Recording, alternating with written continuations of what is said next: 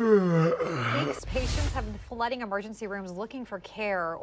Authorities reporting an increase in children sick with RSV and adults with COVID or the flu. Today, we got an important update from the agency on what hospitals look like. And Fox 12's Paulina Aguilar joins us now live with the latest. Paulina?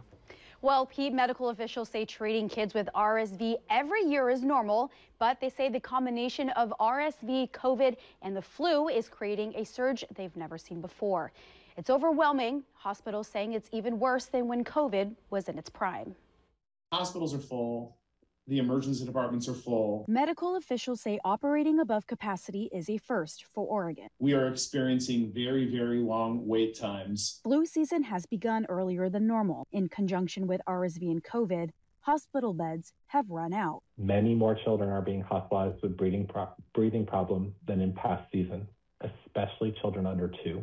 Now, more adults will be at risk of not getting the hospital care they need. Flu hospitalizations have increased since late October, up by 30% by Thanksgiving, affecting people 65 years and older. Patients hospitalized with COVID have risen from 235 to 347 in the past month. Officials say it's expected to peak at 408 by Monday. As flu cases rise, RSV cases thankfully hit the peak last month and are slowly decreasing. But Dr. Hassan says it is still challenging caring for the high numbers. I've been preparing my staff that we should expect to be operating above capacity for at least the next month or so. All 3 pediatric healthcare systems have been over capacity for several weeks. A problem in pediatric hospitals, a lack of personnel. OHA has helped hospitals bring additional staff and healthcare providers from out of state. We expect more than 100 contract nurses and respiratory therapists to be in place in the next week. And OHA is pursuing up to $25 million in additional state funding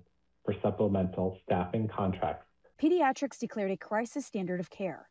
That means if you go to the emergency room, care will look different. So your child may have to share a room. Your child may have to be seen in the hallway. If you don't feel you have an emergency, officials say there are other options, like reaching out to your doctor, getting virtual care, or going to urgent care.